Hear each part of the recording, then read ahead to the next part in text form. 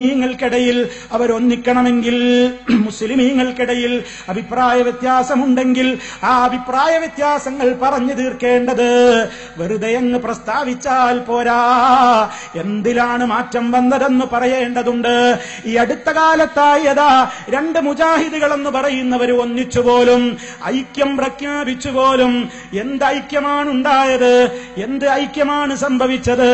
10-16 കൊല്ലം കേരളത്തിലും കർണാടകയിലും രാജ്യത്തിന്റെ മറ്റു പ്രദേശങ്ങളിലുമൊക്കെ രണ്ട് കൂട്ടരും സ്റ്റേജ് കെട്ടിയിട്ട് പരസ്പരം പറഞ്ഞു ആ ഈ ഭാഗം പഴച്ചിട്ടുണ്ട്, അതിന് കാരണങ്ങൾ നിരത്തി, ഇന്ന കാരണങ്ങളാൽ അവർക്ക് പഴവ് സംഭവിച്ചിട്ടുണ്ട്.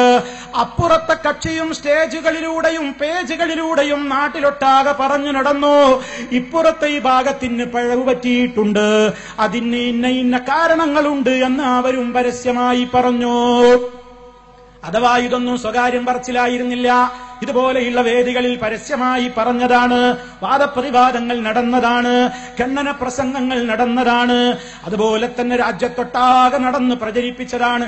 എന്നിട്ട് അവരൊരു ദിവസം യോഗം കൂടിയിട്ട് പറയാണ് ഞങ്ങളൊന്നാണ് എന്ന് പറയുമ്പോ പുറത്തു നിന്നുള്ള നല്ലവരായ ആൾക്കാർ ചോദിക്കൂലേ, അല്ല 10-14 കൊല്ലം നിങ്ങൾ സ്റ്റേജുകളിലൂടെ പേജുകളിലൂടെ വാദപ്രതിവാദങ്ങളിലൂടെയൊക്കെ അപ്പുറത്തെ കക്ഷി മുശ്രിക്കാണ് കാഫിറാണെന്ന് പറഞ്ഞപ്പോ ചില കാരണങ്ങൾ പറഞ്ഞിരുന്നില്ലേ?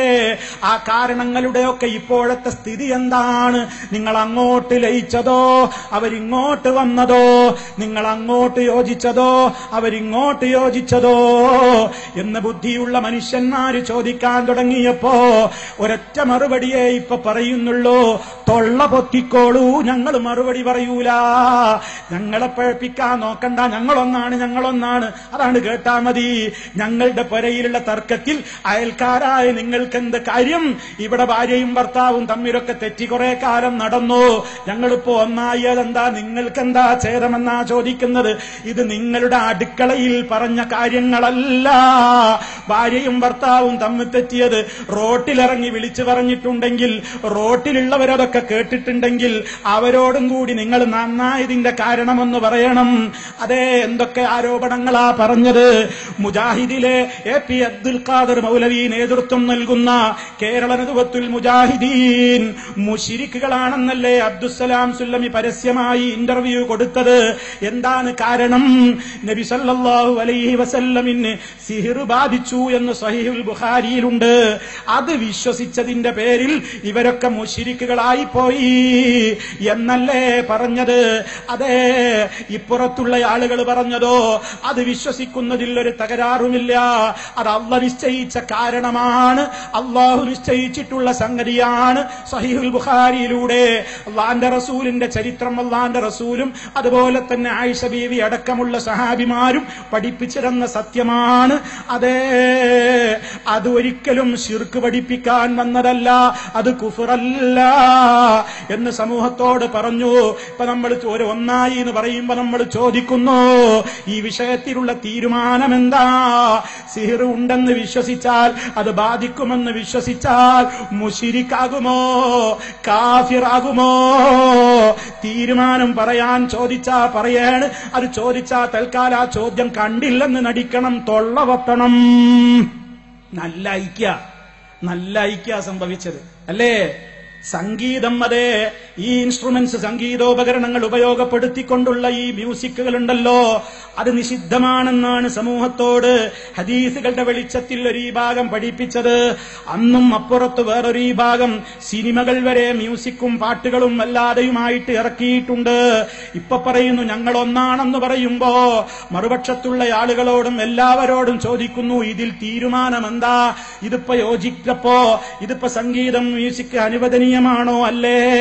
മറുപടി ചോദിക്കുമ്പോ പറയൂല, മുണ്ടൂല, അതൊക്കെ ഞങ്ങൾ തീരുമാനിച്ചിട്ടുണ്ട്. പത്രക്കാരോട് പറഞ്ഞു, കടപ്പുറത്ത് പറയുന്നു, പിന്നെയും പറഞ്ഞു, കടപ്പുറത്ത് നിന്നും മറുപടിയില്ല. സംസം വെള്ളം ലോക മുസ്ലിമീങ്ങൾ ആദരിക്കുന്ന വെള്ളം ഹജ്ജിനും ഉംറക്കും പോകുമ്പോ, ഓ മുസ്ലിമീങ്ങളെ, എത്രയാണ് നമ്മൾ കാനിലാക്കി കൊണ്ടുവരാറുള്ളത്? 5 ലിറ്ററും 10 ലിറ്ററും ഒക്കെ അനുവദിക്കപ്പെടുന്ന തോതനുസരിച്ച് നമ്മൾ ആ വെള്ളം കൊണ്ടുവരാറില്ലേ? നബി സല്ലല്ലാഹു സല്ലല്ലാഹു അലൈഹി വസല്ലം പഠിപ്പിച്ചതല്ലേ? അത് ബറക്കത്തുള്ള വെള്ളമാണ്. അല്ലാഹ് അതിന് നിശ്ചയിച്ചിട്ടുള്ള ബറക്കത്ത് അതിനുള്ളത് കൊണ്ട് അതിൽ നമുക്ക് ശിഫയുണ്ട്, അതിൽ നമുക്ക് പ്രത്യേകതയുണ്ട് എന്ന് അല്ലാഹു അവന്റെ റസൂലിലൂടെ പഠിപ്പിച്ചത് കൊണ്ടാണ് നമ്മൾ ആ വെള്ളത്തിന് ബറക്കത്ത് സങ്കല്പിക്കുന്നത്. ആ വെള്ളം ഉള്ളാളത്തെ വെള്ളത്തിനില്ല, അത് പുത്തമ്പള്ളിയിലെ വെള്ളത്തിനില്ല. കാരണം ഇത് അള്ളാന്റെ റസൂല് നമുക്ക് പുണ്യം പഠിപ്പിച്ചു തന്ന വെള്ളമാണ്. അള്ളാഹ് നിശ്ചയിച്ച ഒരു കാരണം ഉള്ളത് കൊണ്ടാണ് അത് നമുക്ക് അനുവദനീയമായത്. അതുകൊണ്ട് തന്നെ ആ സംസം വെള്ളം കൊണ്ടുവരാത്തവരായിട്ട് ആരാ ഉള്ളത്? അന്നും അപ്പുറത്തുള്ള ഒരു മുജാഹിദുകൾ എന്ന് പറയുന്ന സുല്ലമിയുടെ ആളുകൾ പറഞ്ഞു, സംസം വെള്ളം മഴവെള്ളം പോലെ, അതിനൊരു പ്രത്യേകതയുമില്ല, അതിന് പ്രത്യേകമായിട്ട് മറ്റൊരു ബർക്കത്തും അതിനില്ല എന്ന് പറഞ്ഞു. ഇപ്പായിക്കപ്പെട്ടപ്പോ ചോദിക്കുന്നു, നിങ്ങളെന്താ തീരുമാനിച്ചത്? ഒരു കൂട്ടര് കൊണ്ടുവന്നിരുന്നു പുണ്യുണ്ട് എന്ന് പറഞ്ഞിട്ട്, മറ്റേ കൂട്ടര് പറഞ്ഞു മഴവെള്ളം പോലത്തെ വർക്കത്തേയുള്ള വേറെ പ്രത്യേകതയൊന്നുമില്ല. ഇപ്പൊ നിങ്ങൾ ഒന്നിച്ചപ്പോ എന്തായി തീരുമാനം? സംസം വെള്ളത്തിന്റെ തീരുമാനം എന്തായി? മറുപടി പറയാൻ വേണ്ടി ആവശ്യപ്പെടുമ്പോ ചോദിക്കേണ്, നിങ്ങളത് പോയി പണി നോക്കിനടാ, ഞങ്ങൾ ഒന്നായതിലുള്ള അസൂയയാണ്, ഞങ്ങൾ ഒന്നാണ്. വീണ്ടും അത് തന്നെ പറഞ്ഞാ മറുപടിയാകുമോ?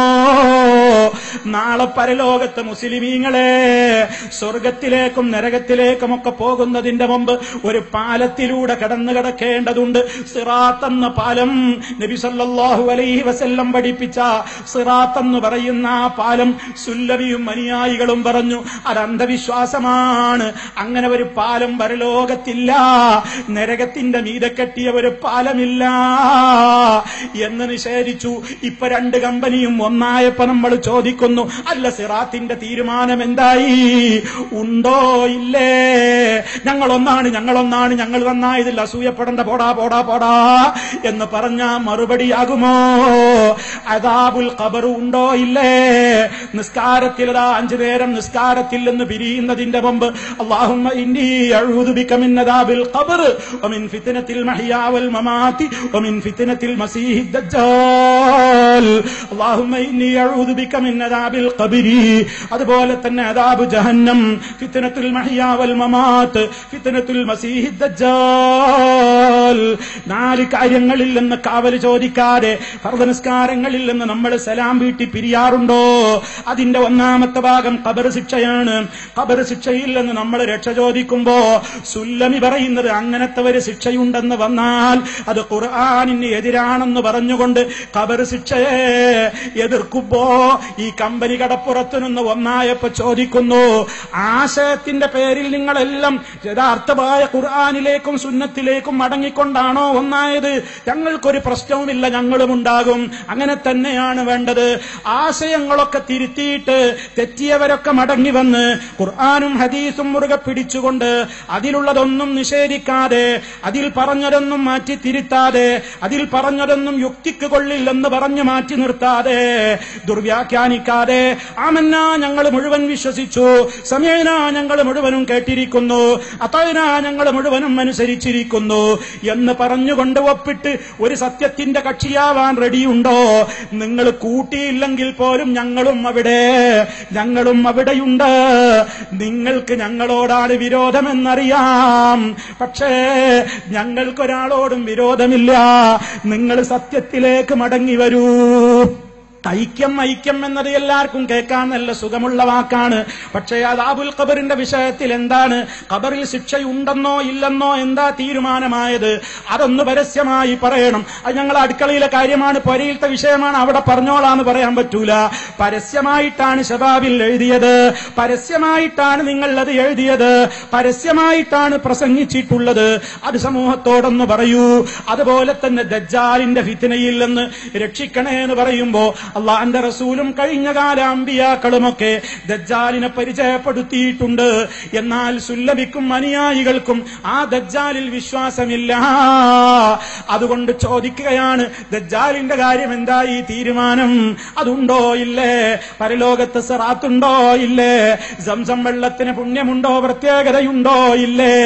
റസൂലുള്ളാഹിയുടെ കാലത്ത് ചന്ദ്രൻ പൊട്ടി പിളർന്നില്ലെന്നാണ് സുല്ലമി പറയുന്നത്. അത് പിളർന്നോ ഇല്ലേ?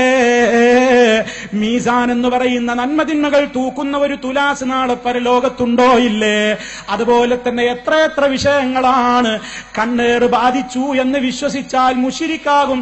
ജൂതന്റെ വിശ്വാസമാണെന്നല്ലേ അപ്പുറത്ത് വാദപ്രതിവാദത്തിൽ പറഞ്ഞത്.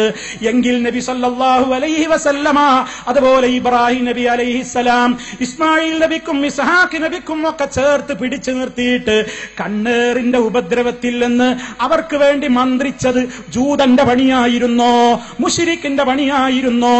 അത് കേട്ട് അത് മാർഗം പിൻപറ്റിക്കൊണ്ട് മഹാനായ മുത്തു മുസ്തഫ സല്ലല്ലാഹു അലൈഹി വസല്ലമ ഹസൻ ഹുസൈൻ എന്നീ പേരമക്കളെ ചേർത്ത് പിടിച്ചുകൊണ്ട് അവർക്ക് പിശാച് ബാധിക്കാതിരിക്കാൻ വേണ്ടി ദിക്ർ ചൊല്ലി മന്ത്രിച്ചത് മുശ്രിക്കിന്റെ പണിയാണോ ചെയ്തത്? ജൂതന്റെ പണിയാണോ ചെയ്തത്? KNM-ന്റെ പാഠപുസ്തകത്തിൽ നമ്മളിത് പഠിപ്പിക്കുന്നില്ലേ? ചരിത്ര പുസ്തകത്തിൽ കുട്ടികളെ വരെ പഠിപ്പിക്കുന്നില്ലേ? പിശാച് ബാധിക്കാതിരിക്കാൻ വേണ്ടി മുഹമ്മദ് നബി സല്ലല്ലാഹു അലൈഹി വസല്ലമ ഹസൻ ഹുസൈൻ എന്നീ പേരമക്കളെ ചേർത്തിട്ട് അവിടുന്ന് ദുആ ചെയ്തിരുന്നു, മന്ത്രിച്ചിരുന്നു എന്ന് KNM-ന്റെ പാഠപുസ്തകത്തിൽ പഠിപ്പിക്കുന്നത് ജൂതന്റെ വിശ്വാസം പഠിപ്പിക്കുകയാണോ? മുശ്രിക്കിന്റെ വിശ്വാസം പഠിപ്പിക്കുകയാണോ? ഒന്നായവരെ നന്നായി ഒന്ന് മറുപടി പറയൂ. വെറുതെ ഞങ്ങൾ ഒന്നായി, നിങ്ങൾക്ക് ഞങ്ങൾ ഒന്നായത് പൊട്ടിക്കാൻ നോക്കണ്ട, ഞങ്ങളെ തകർത്താൻ നോക്കണ്ട എന്ന് പറഞ്ഞ മറുപടിയാകൂല. നിങ്ങൾ തകരാതിരിക്കാനാ പറയുന്നത്. നന്നാകണം. നിങ്ങൾ ഒന്നായത് യഥാർത്ഥമായ പ്രമാണത്തിന്റെ പേരിലാണെങ്കിലേ നന്നാവൂ. അതല്ലെങ്കിൽ ആ ഒന്നാകൽ കൊണ്ട് ഒരു പ്രയോജനവുമില്ല. അതുകൊണ്ടാ പറയുന്നത്.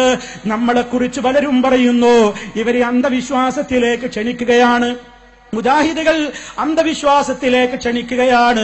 ഇവിടെയുള്ള സലഫികൾ അതല്ലെങ്കിൽ ഈ വിസ്ഡം എന്ന് പറയുന്ന മഹാസംരംഭത്തിലൂടെ സമൂഹത്തിന്റെ ഇടയിലേക്ക് ഇസ്ലാമിക പ്രബോധന രംഗത്ത് പീസ് റേഡിയോ എന്ന് പറയുന്ന 24 മണിക്കൂറും വർക്ക് ചെയ്യുന്ന റേഡിയോ സംവിധാനത്തിലൂടെ എല്ലാ ദിവസവും 5 മിനിറ്റ് മാത്രം നിലനിൽക്കുന്ന ഓൺലൈൻ പഠന സംരംഭമായ നേർവഴി എന്ന് പറയുന്ന സംരംഭത്തിലൂടെ ഇതാ ഇപ്പോൾ കഴിഞ്ഞയാഴ്ച കോഴിക്കോട് വെച്ച് പ്രകാശനം ചെയ്യപ്പെട്ട ഇനി അതാ ഇസ്ലാമികമായ കൃത്യമായ പ്രമാണത്തിലൂതി നിന്നുകൊണ്ടുള്ള വിശകലനങ്ങൾ നടക്കാൻ പോകുന്ന നേർപഥം എന്ന വാരികയിലൂടെ അതുപോലെ ധാരാളക്കണക്കിന് പ്രഭാഷണങ്ങളിലൂടെ, മുഖാമുഖങ്ങളിലൂടെ, സംവാദങ്ങളിലൂടെ ഈ സമൂഹത്തിന്റെ മുമ്പിലേക്ക് അതേ പഠിപ്പിച്ചുകൊണ്ടിരിക്കുന്ന, ഇനി പഠിപ്പിക്കാൻ പോകുന്ന വളരെ കൃത്യമായ ഈ ഇസ്ലാമികമായ ആദർശങ്ങൾ, ആ ആദർശത്തെ പ്രമാണങ്ങളുമായി മാറ്റുരക്കൂ. അതാണ് ഐക്യത്തിനുള്ള മാർഗം. അങ്ങനെ ഒന്നിക്കണം. അതല്ലാതെ സഹോദരന്മാരെ, ഞങ്ങളുടെ വിശ്വാസം ഞങ്ങൾക്ക് സിഹിർ മുശ്രിക്കാണെന്ന് വിശ്വസിക്കുന്ന ആളുകൾക്ക് അങ്ങനെയാവാ, അത് തൗഹീദാണെന്ന് വിശ്വസിക്കുന്നവർക്ക് അങ്ങനെയും ആവാം. കണ്ണേറ് ശിർക്കാണെന്ന് വിശ്വസിക്കുന്നവർക്ക് അങ്ങനെയും ആവാം, അത് തൗഹീദാണെന്ന് വിശ്വസിക്കുന്നവർക്ക് അങ്ങനെയും ആകാം. എല്ലാവരും കൂടിയിട്ടുള്ള ഒരു ഐക്യമുന്നണി എന്നാണോ? എന്നാൽ അത് ഇസ്ലാം പറഞ്ഞ ഹബിലുള്ളയിൽ മുറുകെ പിടിച്ചുകൊണ്ടുള്ള ഐക്യമാവുകയില്ല. ഇവിടെ മഹാരഥന്മാരായ നമ്മുടെ മുൻഗാമികൾ നബി സല്ലല്ലാഹു അലൈഹി വസല്ലമ സ്വഹാബത്തിന് പഠിപ്പിച്ചു കൊടുത്തു. അവിടുന്ന് ഇമാമിങ്ങൾക്ക് ശേഷം പിന്നീട് പഠിപ്പിച്ചു വന്നു. അവസാനം അതാ കേരളക്കരയിൽ മഹാരഥനായ KM മൗലവി റഹിമഹുല്ലാഹ് 1950കളിൽ കേരള നദുവത്തുൽ മുജാഹിദീനിന്റെ പ്രഥമ പ്രസിഡന്റായി രംഗത്ത് വന്ന് അന്നെന്തൊക്കെ പഠിപ്പിക്കുന്നുവോ പ്രമാണങ്ങൾക്കനുസരിച്ച് ഇന്നും അത് തന്നെ പഠിപ്പിക്കുന്നു. ഈ സെക്കൻഡ് വരെ അത് തന്നെ പഠിപ്പിക്കുന്നു. പക്ഷേ ചിലർക്കൊക്കെ ഇടക്കാലത്ത് വ്യതിയാനം തന്നവർ മാറിപ്പോയിട്ടുണ്ട്. ആ വ്യതിയാനം വന്നവരോട് സ്നേഹത്തോടെ എല്ലാ കാലത്തും പറയുന്നു, അള്ളാന്റെ കയറ് മുറുകെ പിടിച്ചുകൊണ്ട് പ്രമാണത്തിൽ ഊന്നി നിന്നുകൊണ്ട് ഐക്യപ്പെടാനായിപ്പിക്കേണ്ടത്. അതല്ലാതെ ഏതെങ്കിലും തെറ്റി നിന്നിരുന്ന ആളുകൾ ഒരുമിച്ച് കാണുന്നതിൽ നിങ്ങൾക്ക് അസൂയയല്ലേ? നിങ്ങൾക്ക് തകർച്ച വരുന്ന പേടിച്ചിട്ടല്ലേ? ഇല്ല സഹോദരന്മാരെ, ആർക്കാണ് ഇവിടെ തകർച്ചയെ പേടിയുള്ളത്? അള്ളാഹു നമ്മുടെ സഹായിയായിട്ടുണ്ടെങ്കിൽ ആര് നമ്മെ എന്ത് ചെയ്യാനാണ്? റബ്ബല്ലേ നമ്മുടെ സഹായിയായിട്ടുള്ളത്. ആ റബ്ബിന്റെ ആശയത്തിന്, ആ റബ്ബ് പഠിപ്പിച്ച ആദർശത്തിന് വ്യതിചലിക്കാതെ ആർക്കും അതിലേക്ക് കടന്നു വന്നാൽ പരലോകത്ത് സ്വർഗമാണെന്നല്ലേ അല്ലാഹു സുബ്ഹാനഹു വ തആല ഓർമ്മപ്പെടുത്തിയിട്ടുള്ളത്. അതുകൊണ്ട് ആ അർത്ഥത്തിലേക്കാണ് നമ്മൾ ഐക്യപ്പെടേണ്ടത്. ആ ഐക്യത്തെക്കുറിച്ചാണ് നമ്മൾ എപ്പോഴും ആലോചിക്കേണ്ടത്. അതല്ലാത്ത നിലക്കുള്ള തൊലിപ്പുറമേയുള്ള ഭാഗികമായ ഐക്യം പൊള്ളയാണ്. അത് നമ്മൾ കൃത്യമായി മനസ്സിലാക്കേണ്ടത്.